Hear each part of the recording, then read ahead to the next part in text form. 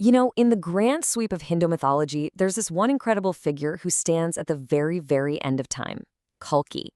He's the final, prophesied incarnation of the god Vishnu, a warrior who's destined to show up when the world is at its absolute darkest. And his mission? Nothing less than a total cosmic reset.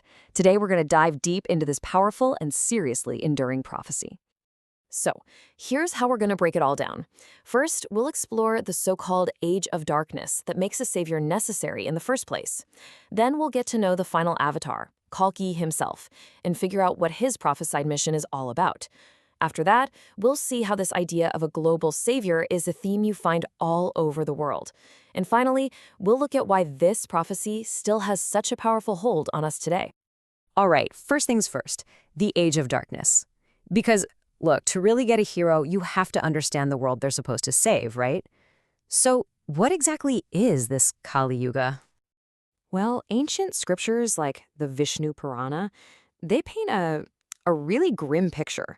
We're talking about a world where virtue and wealth just wither away, where lying becomes the only way to get ahead.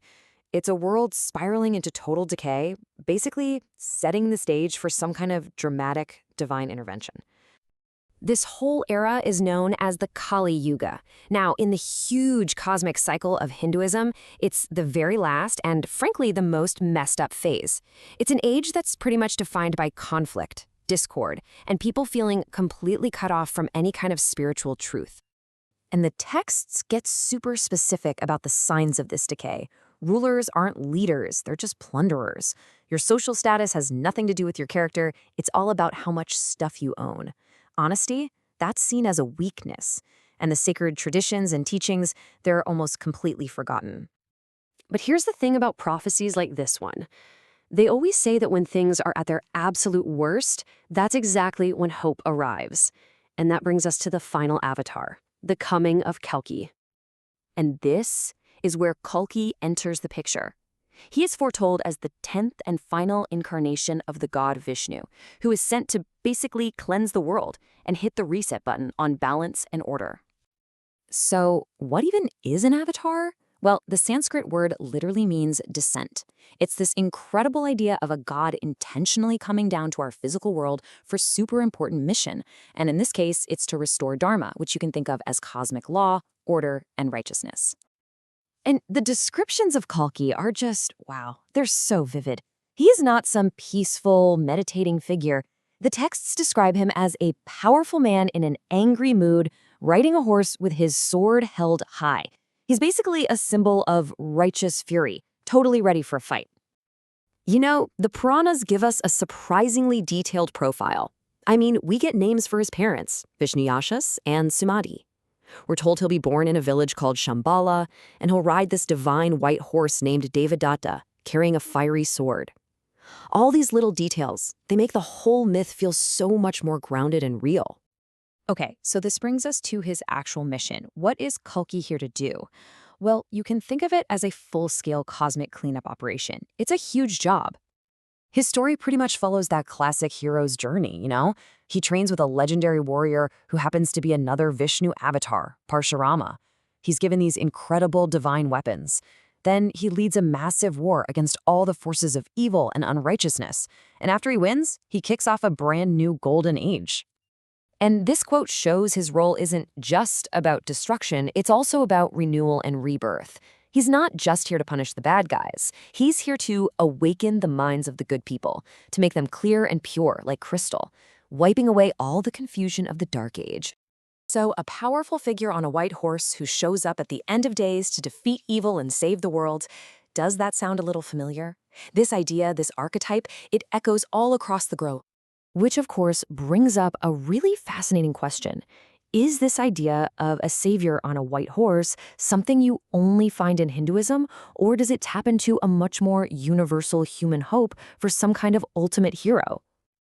Well, when you start looking at other traditions, you find these really striking parallels. In Buddhism, for example, there's the prophecy of Maitreya. He's a future Buddha who's also predicted to appear on Earth, bring back the pure teachings of Dharma, and start a new age of enlightenment. Sound familiar? And the connection gets even more direct than that. I mean, some Tibetan Buddhist texts, like the Kalachakra Tantra, actually use the name Kalki. And they also say he's from the mystical kingdom of Shambhala, leading an army to defend righteousness. The overlap is incredible. Scholars see these patterns too. They compare it to the concept of prophethood in Islam, which is also about a figure sent to guide humanity. But there's a really important theological difference. An avatar is a direct incarnation of the divine, whereas a prophet is a human messenger chosen by the divine. A subtle but crucial distinction. Okay, so how does an ancient story like this one still hold so much meaning in our modern world? That brings us to our last section, how this prophecy endures and how people interpret it today. For a lot of modern spiritual thinkers, this whole prophecy isn't meant to be taken literally. Shambhala isn't some city you can find on a map. It's a state of higher consciousness. In this interpretation, Shambhala means forehead, so Kalki's birth is a spiritual awakening within each of us, right at the third eye. But then, on the complete opposite end of the spectrum, you've got groups that take the texts 100% literally.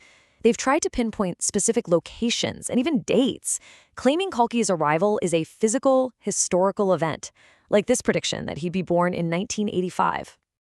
So in the end, whether you see Kalki's arrival as a literal event that's going to happen in the future, or as a powerful metaphor for an inner spiritual awakening, the story clearly taps into a really deep human need.